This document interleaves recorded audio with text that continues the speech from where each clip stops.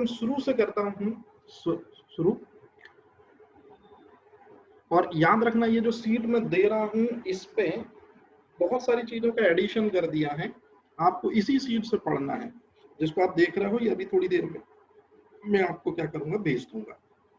तो शुरुआत अपन हमेशा करते हैं, जैसे चैप्टर की शुरुआत ही होती है, जैसे अपना फिजिक्स है। फिजिक्स में सबसे पहला क्वेश्चन आता ब्रह्मांड, है ना। तो जैसे ब्रह्मांड के बारे में तो आपको सब नई चीजें पता है, ये सारी चीजें पता है कि ब्रह्मांड जो है वो पदार्थ और ऊर्जा, ये दो अलग अलग जो भौतिक राशियां हैं इनका संगम है। जिस व्यक्ति ने इनके बारे में बताया था उसका नाम है निकोलस टेस्ला। लेकिन अब एक नई चीज समझो, ब्रह्मांड के खोजकर्ता का नाम है एडविन हबल, ये बहुत इंपॉर्टेंट।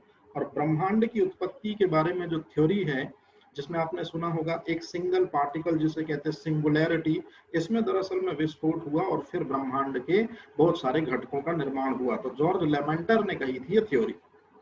अब यदि मैं आपसे पूछूं कि ब्रह्मांड के अंतर्गत ही एक चीज आती है जिसे हम कहते हैं अंतरिक्ष, क्या होता है अंतरिक्ष?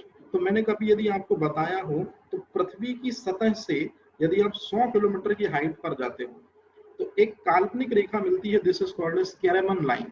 तो कैरेमन लाइन के ऊपर की चीज कहलाती है अंतरिक्ष, और कैरेमन लाइन के नीचे की चीज कहलाती है वायुमंडल। तो वायुमंडल और अंतरिक्ष के बीच की विभाजक रेखा ही है कैरेमन लाइन।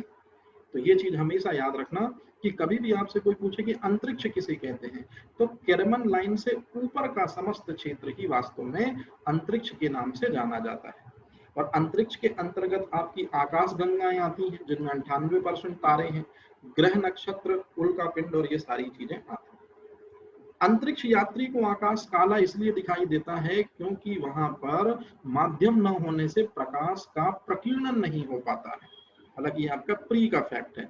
अंतरिक्ष यात्री को आकाश कैसा दिखाई पड़ता है? आंसर है काला। याद रखना, प्रकाश का प्रकीर्णन घटना नहीं हो पाती, सो ये रीजन। अब ब्रह्मांड दो राशियों से मिलकर बना है। पहली राशि है पदार्थ और दूसरी भौतिक राशि है ऊर्जा। इनके बारे में तो आपको पता है, अपन सीधा पढ़ते हैं वो क्वेश्चन जो 3 मार्कर। ऊर्जा संरक्षण का नियम मैंने आपको कल समझाया था और बताया था, ऊष्मा गतिकी के 3 नियम हैं। उनमें से जो पहला नियम है वही ऊर्जा संरक्षण का नियम है। मेयर हेल्महोल्ट्ज ने इसे दिया था और मेयर हेल्महोल्ट्ज ने ही ऊर्जा संरक्षण नियम को कहा ये ऊष्मा गतिकी का पहला नियम। क्या है भैया ऊर्जा संरक्षण का नियम? कि ऊर्जा का एक स्वरूप या ऊर्जा का एक प्रकार, क्या नाम है उसका? ऊष्मीय ऊर्जा। इसको आप नष्ट नहीं कर सकते। यदि आप इसको नष्ट नहीं कर सकते तो इसी को क्या बोलते हैं? ऊर्जा की अविनाशिता का नियम। तो ये इसे मतलब ऊष्मा गतिकी के प्रथम नियम को ऊर्जा की अविनाशिता का नियम भी हम कह सकते हैं। और ना ही इसको उत्पन्न कर सकते, बस स्वरूप चेंज हो सकता है। क्लियर है चीज? अर्थात ऊर्जा संरक्षण का नियम हो गया। अब यदि मैं आपसे पूछूं कि पदार्थ संरक्षण का नियम लेवोसियर ने दिया था, सेम वही बात कि पदार्थ को न तो उत्पन्न किया जा सकता, ना पदार्थ नष्ट किया जाएगा। और सापेक्षिकता सिद्धांत तो आपको पता ही है। अब आता है सबसे महत्वपूर्ण चीज, भौतिक विज्ञान क्या है। हालांकि ये क्वेश्चन कभी नहीं पूछा जाएगा आपसे कि भौतिक विज्ञान क्या है। तो विज्ञान की सबसे पहली शाखा है जिसे कहते हैं फिजिक्स, और यही सबसे प्रमुख शाखा भी है क्योंकि विज्ञान जो सब्जेक्ट है उसमें सबसे ज्यादा रिसर्च, सबसे ज्यादा अनुसंधान फिजिक्स में ही होता है। तो इसलिए सबसे प्रमुख शाखा भौतिक विज्ञान। भौतिक विज्ञान में हम ब्रह्मांड का एक घटक है जिसका नाम है ऊर्जा, और ऊर्जा के जितने भी प्रकार होते हैं या जितने भी स्वरूप होते हैं, जैसे स्थितिज ऊर्जा, गतिज ऊर्जा, चुंबकीय ऊर्जा, इनका अध्ययन करते हैं। तो ये हो गई आपकी परिभाषा।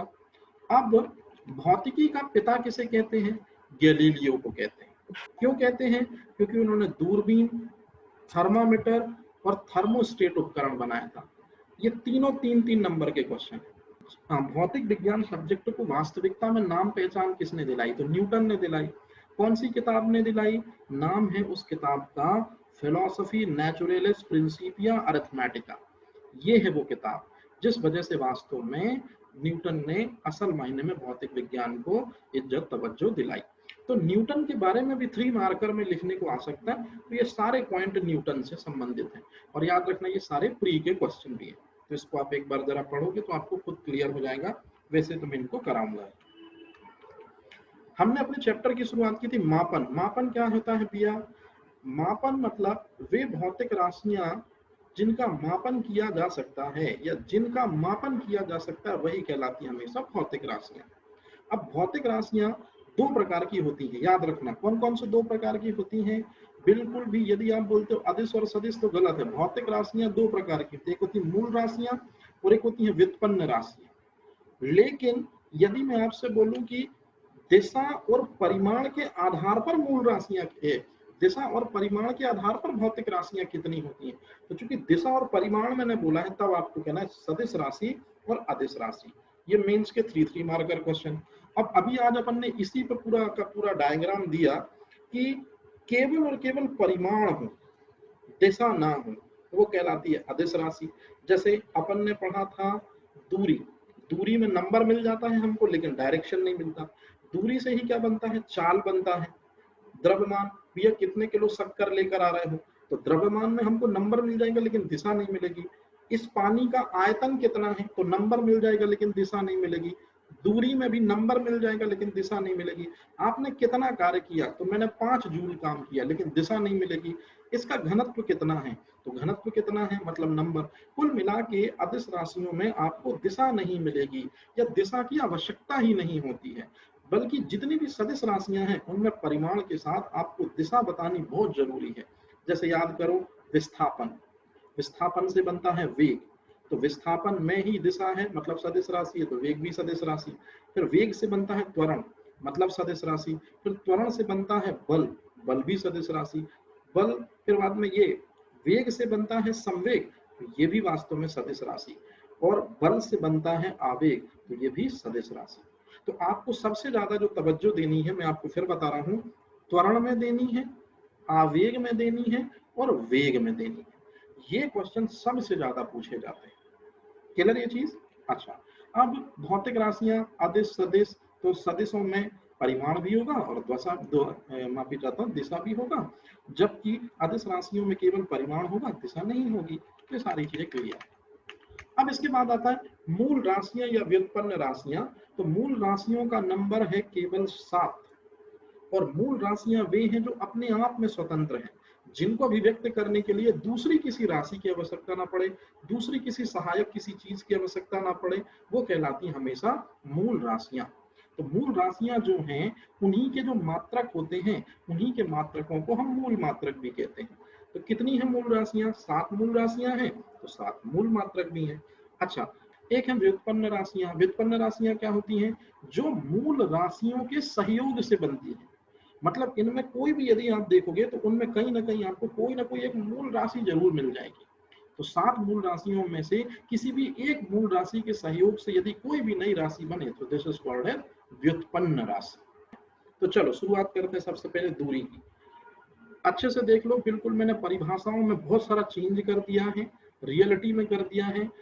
अगर आपने दूरी में ये वर्ड मेंशन नहीं किया, गति करती हुई वस्तु, तो नंबर कभी भी नहीं दे पाएगा वो। क्योंकि दूरी ट्रैवल करने के लिए जो ऑब्जेक्ट है उसको समय के साथ परिवर्तित होना होगा। तो गति करती हुई वस्तु संपूर्ण मार्ग की जो लंबाई तय करती है, जैसे अपन ने पढ़ा था यहां जाती यहां जाती यहां जाती, टोटल पाथ जो है उसका, संपूर्ण मार्ग जो है उसका, वही कहलाती है उस वस्तु की दूरी। मतलब जो मेन वर्ड है वो ये है, संपूर्ण मार्ग की लंबाई। राशि कौन सी होगी? आदिश होगी, क्योंकि दिशा हर बार परिवर्तित हो रही तो दिशा चाहिए ही नहीं है। मात्रक क्या होता? मीटर। अच्छा, अब एक चीज समझना, एक क्वेश्चन आजकल आ रहा है और वो क्वेश्चन है ये, दूरी और चाल में अंतर लिखिए। ये 3 नंबर का क्वेश्चन बनता है, दूरी और चाल में अंतर लिखिए। तो मैंने क्या किया है कि ये जो 2 पॉइंट है ये दोनों अंतर में जोड़ दिए। क्लियर है ये चीज? और ये तो दूरी और विस्थापन में अंतर पूछेगा तो भी तैयार रहना। अब यदि मैं आपसे पूछूं, दूरी जो है, दूरी वस्तु के चले गए मार्ग पर निर्भर करती है। क्यों? क्योंकि संपूर्ण मार्ग की लंबाई से ही दूरी निकल कर आती है। मतलब जब तक आप पूरा पाथ नहीं बताओगे दूरी कैलकुलेट नहीं हो सकती है। मतलब दूरी को ज्ञात करने के लिए पूरा का पूरा मार्ग जो है आपको बताना पड़ेगा। दूरी पूरे मार्ग पर निर्भर करती है, जबकि विस्थापन में मार्ग आर्ग नहीं चाहिए, वो तो शॉर्ट एंड स्वीट मार्ग तलाशता है। तो ये चीज हमेशा याद रखना कि दूरी वस्तु के मार्ग पर निर्भर करती है, जबकि विस्थापन में मार्ग की आवश्यकता नहीं होती, वो तो सबसे छोटा मार्ग तलाश लेता है, बस और कुछ नहीं। अब यदि मैं आपसे पूछूं कि दूरी में दिशा की जरूरत होती है क्या, तो दूरी जो है वो दिशा पर निर्भर ही नहीं करती, जबकि विस्थापन जो है वो दिशा पर बिल्कुल निर्भर करता है। तो ये दोनों पॉइंट एकदम सिंपल से पॉइंट हैं, इन दोनों पॉइंटों के ये पॉइंट अपोजिट हो जाते हैं।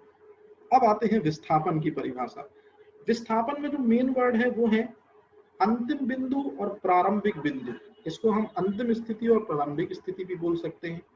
जैसे ये हो गई प्रारंभिक स्थिति और ये अंतिम स्थिति। और प्रारंभिक और अंतिम स्थिति के बीच दूरी तो होगी, लेकिन याद रखना वो जो दूरी होगी वो सबसे न्यूनतम दूरी होगी, और सबसे न्यूनतम दूरी तब होगी जब लंबवत होगी। तो लंबवत दूरी भी यदि आप लिख दो तो भी सही है, और न्यूनतम दूरी भी लिख दो आपको सही है। क्लियर है ये चीज? तो विस्थापन में अंतिम बिंदु, प्रारंभिक बिंदु और न्यूनतम दूरी ये वर्ड आने चाहिए। मतलब विस्थापन भी कुल मिला के एक प्रकार की दूरी है जो शॉर्टकट है और कुछ भी नहीं, दैट्स ऑल। परंतु विस्थापन में दिशा निश्चित होती है, ये बिल्कुल श्योर है। तो दिशा निश्चित होती है, इसलिए अपन क्या बोलते हैं, सदिश राशि। तो ये हमारे लिए बहुत इंपॉर्टेंट वर्ड हो जाएगा। याद रखना वो यही बारीकियां चेक करेंगे और कुछ भी चेक नहीं करते हैं। इसके बाद आता है चाल। तो चाल अपन शुरू से पढ़ते हैं, दूरी बटे समय इज इक्वल्स टू चाल। तो जब भी हमको परिभाषा के रूप में लिखना होता है तो हम समय को लिखते हैं इकाई समय। इकाई समय का मतलब 1 घंटा भी, 1 मिनट भी, 1 सेकंड भी। तो इसलिए हम इस तरह से उसको इकाई समय बोल देते हैं। तो किसी वस्तु के द्वारा इकाई समय में जितनी दूरी तय की जाती है वही दूरी क्या कहलाती है, चाल कहलाती है। अब यदि आपको थोड़ा सा बढ़ाना हो तो आप ऐसा लिख सकते हो, माना कि कोई वस्तु t समय में d दूरी तय करती तो चाल होगी s अपॉन dt। अगर आपके पास टाइम हो तो इस तरह का रिप्रेजेंटेशन करो, अदरवाइज इसकी कोई जरूरत ही नहीं है। ये 11th-12th में आप करते थे। यहाँ तो सीधे आपने परिभाषा लिखी, गणितीय स्वरूप लिखा, आप मात्रक बताइए, और सबसे इंपॉर्टेंट जिस चीज को वो देखेंगे वो होगा कि भौतिक राशि कौन सी लिखी है आपने। इसमें यदि आपने गलत लिखा तो वो पूरा आंसर कैंसिल करने का दमखम रख सकते हैं।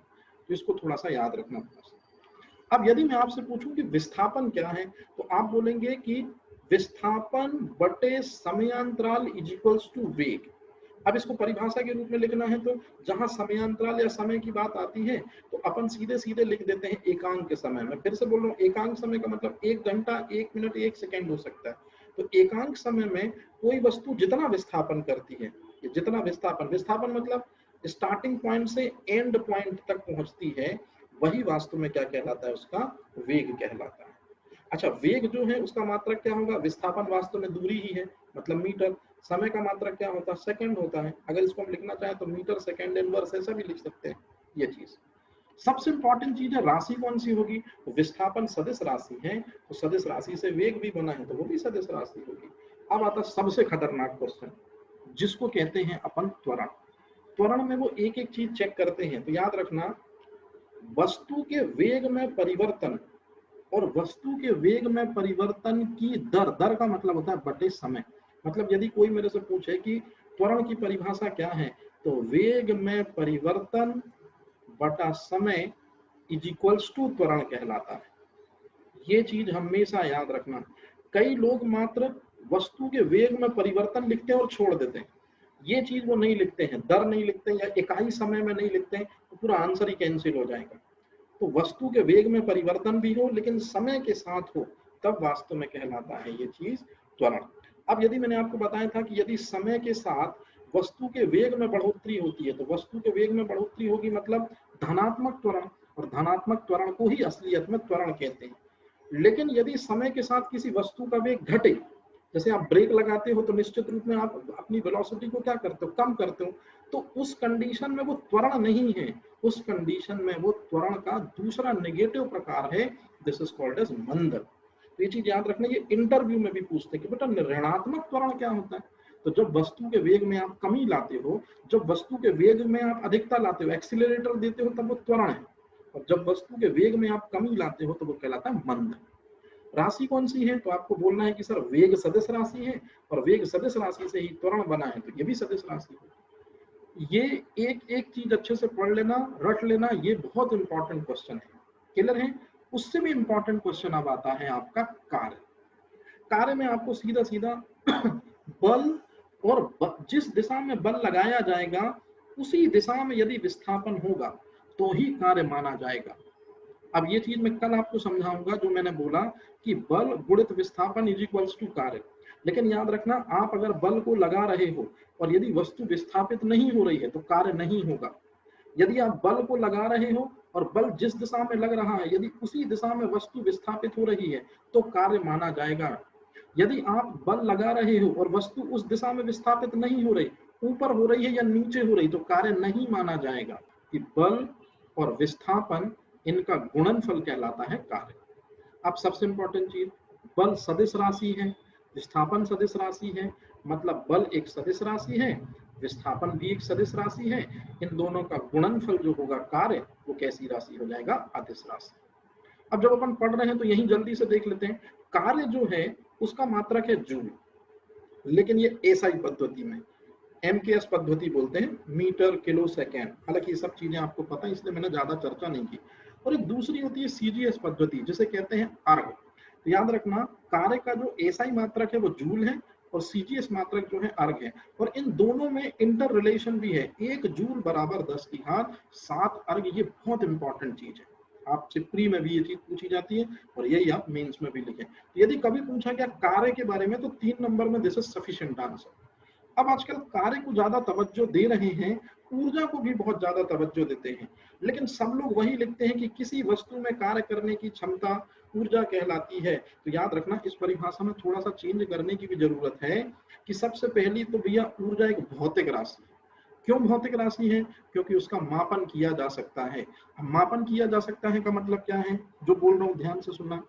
कार्य का मात्रक होता है जूल, याद रखना ऊर्जा का मात्रक भी जूल होता है। कार्य का मात्रक होता है अर्ग सीजीएस में, ऊर्जा का मात्रक भी सीजीएस में अर्ग होता है। तो ये आपका प्री का क्वेश्चन, निम्नलिखित में से कौन सी 2 भौतिक राशियों के मात्रक समान होते हैं? याद रखना, कार्य और ऊर्जा के मात्रक समान होते हैं।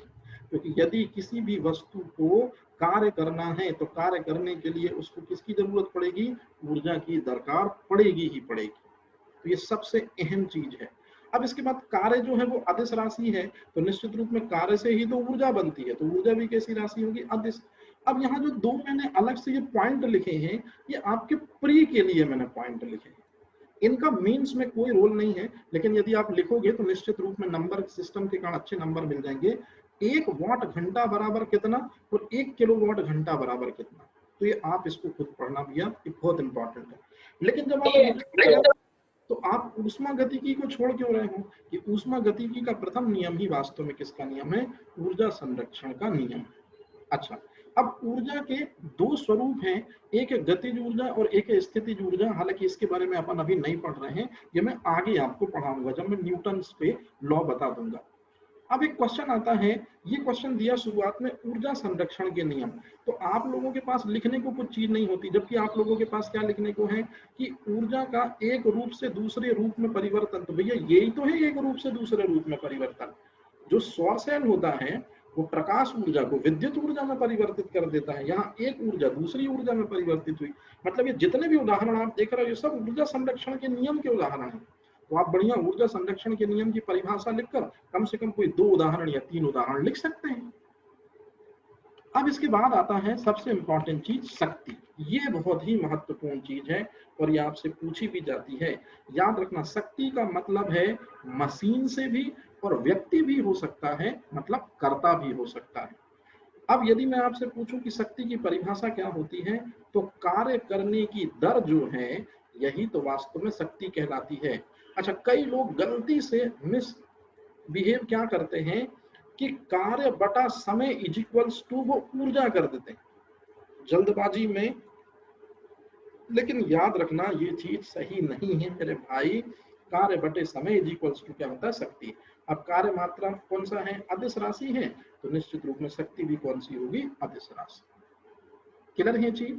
अच्छा, अब इसके बाद आते हैं अपन बल के बारे में। हालांकि बल के बारे में मैंने केवल अभी आपको इतना बताया है कि जो बल है ये द्रव्यमान गुणित त्वरण, ये 2 भौतिक राशियों के मिलने से बनता है।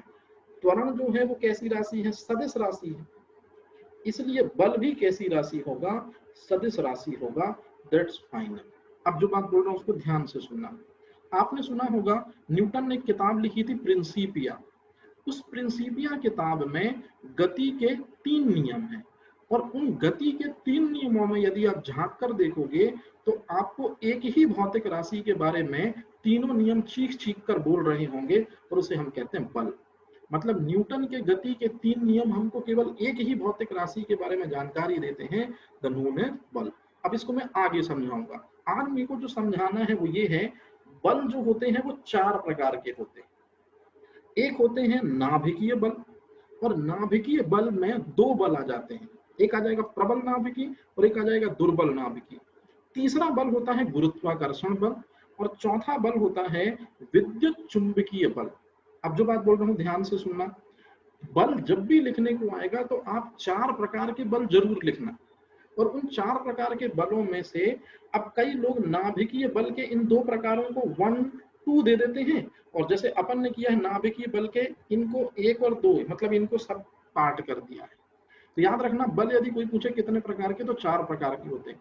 अब कोई पूछे कि 4 प्रकार के बलों में सबसे मजबूत बल कौन सा होता है, तो याद रखना सबसे मजबूत बल होता है प्रबल नाभिकीय बल, जो परमाणु के नाभिक के अंदर प्रोटॉन और न्यूट्रॉन के मध्य लगता है।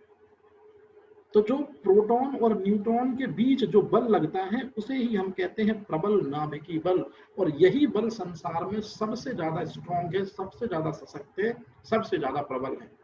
परंतु याद रखना, परमाणु क्रमांक 1 से लेके 82 तक के परमाणुओं और तत्वों के लिए ये बात है।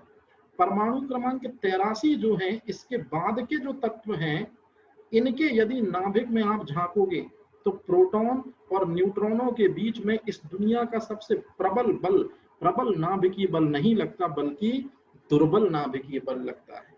मतलब रेडियो एक्टिव तत्वों के नाभिकों में दुर्बल नाभिकीय बल पाया जाता है, और अगर हम रेडियो एक्टिव तत्वों को छोड़ दें तो स्थायी तत्व ही बचते हैं। तो स्थायी तत्वों के परमाणुओं में जो नाभिक होता है उसके अंदर जो प्रोटॉन और न्यूट्रॉन होता है वो इस बल के द्वारा बंधे होते हैं, जिसे कहते हैं प्रबल नाभिकीय बल।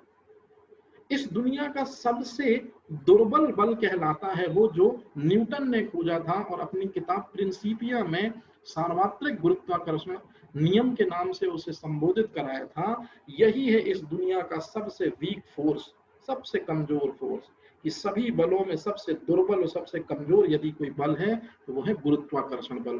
कैसे, अपन आगे चर्चा करेंगे जब मैं आपको न्यूटन का सार्वत्रिक गुरुत्वाकर्षण नियम बताऊंगा। आवेग मीन्स का स्पेशल 3 मार्कर क्वेश्चन जो बिल्कुल लिखने को आता है, और आवेग का सूत्र होता है बल गुणित समयांतराल। जब भी आप लाइफ में डेल्टा टी देखो, इसका मतलब है टाइम बहुत कम समय के लिए यूज कर रहे हो आप। जैसे मैंने आपको बताया कि यदि कोई व्यक्ति अपना सर दीवार पे मार रहा है तो वो ज्यादा समय के लिए फोर्स को दीवार पर लंबे समय के लिए अप्लाई नहीं करेगा। यदि ऐसा करेगा तो चोट ज्यादा लग सकती है। तो यदि आप ठोकर मारते हो तो फोर्स को आप देते तो हो पत्थर पर, या फोर्स को आप दीवार पर देते तो हो, लेकिन टाइम बहुत कम समय के लिए देते हो। तो यदि बल बहुत कम समय के लिए लगे तो फिर वो कहलाता है आवेग। जैसे जब आप स्टेपल करते हो तो स्टेपल करने में अंगूठे से फोर्स तो देते हो, लेकिन वो बहुत कम समय के लिए होता है। याद रखना, स्टेपल करने पर वास्तव में जो स्टेपल हो जाता है वो आवेग प्रोसेस के थ्रू होता है। मतलब जब किसी वस्तु पर बल बहुत कम समयांतराल के लिए, बहुत कम समय के लिए लगाया जाता है तो बल और उस समयांतराल का जो गुणनफल होता है यही कहलाता है आवेग। क्लियर है चीज? अच्छा, प्री में पूछते हैं आवेग का मात्रक क्या है। आपको भी पता, बल का मात्रक क्या है न्यूटन, और समय का मात्रक क्या कहलाता है या समयांतराल का मात्रक क्या कहलाता है, नाम है सेकंड। तो मात्रक क्या होगा, न्यूटन इंटू सेकंड। ये हर बार प्री में पूछा जाने वाला क्वेश्चन है, हर एग्जाम इसको पूछता है कि आवेग का मात्रक क्या है। जबकि यदि मैं पूछूं आपसे प्रकृति कैसी है तो फिर आपको सीधे बोलना है बल सदिश राशि है तो आवेग भी सदिश राशि होगी। That's fine. 7 मूल राशियां हैं। मूल राशियां वे होती हैं जो अपने आप में स्वतंत्र होती हैं। वे राशियां जिनको व्यक्त करने के लिए और किसी दूसरी राशि की जरूरत नहीं है। जैसे लंबाई को व्यक्त करने में लंबाई ही सफिशिएंट है, और किसी दूसरी राशि के सहयोग से हम लंबाई को अभिव्यक्त भी नहीं कर सकते और ना ऐसा हो सकता।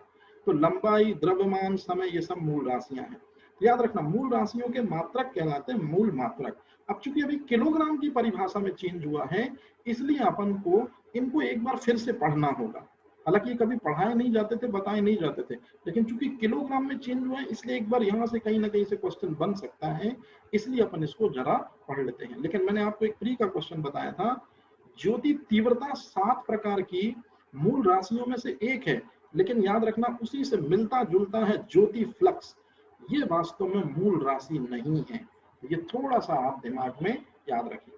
तो अब जरा जल्दी से देख लेते हैं कि 7 मूल राशियों के जो ये मात्रक हैं, ये कौन कौन से मात्रक हैं।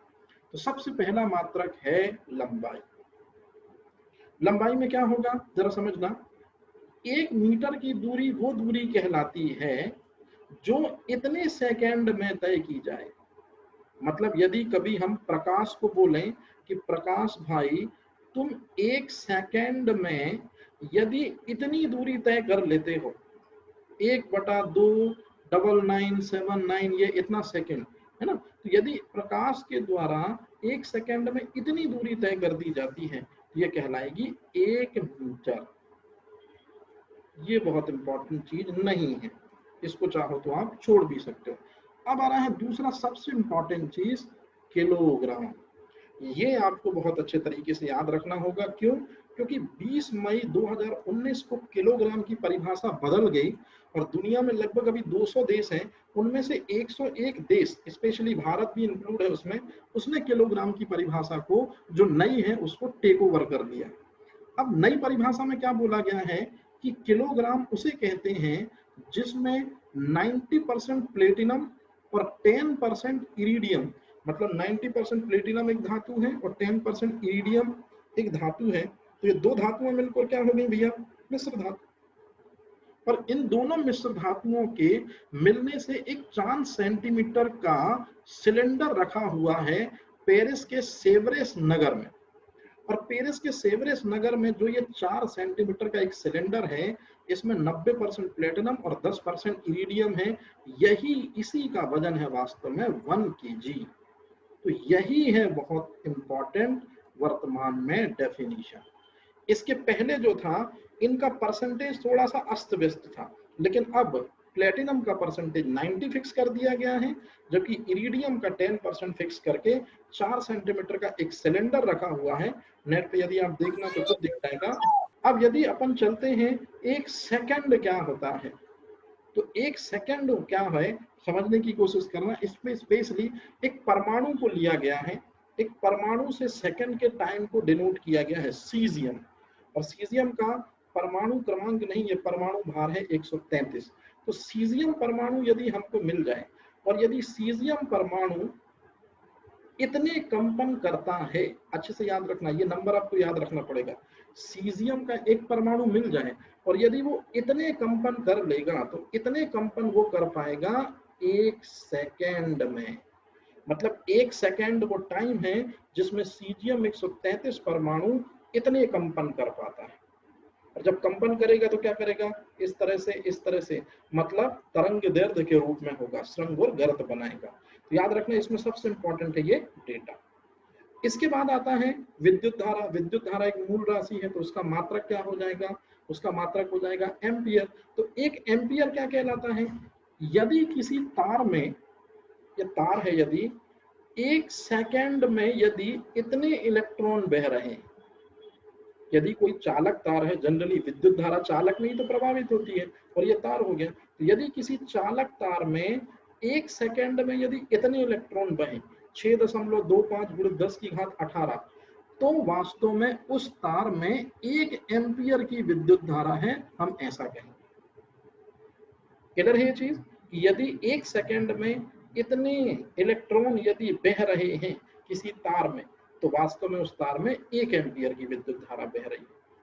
अब उसके बाद आता है अगला सबसे महत्वपूर्ण चीज, जो आपसे इंटरव्यू में पूछते हैं, बेटा जी जल का त्रिक बिंदु क्या होता है। तो त्रिक का मतलब है जल का ठोस, जल का द्रव और जल का गैस।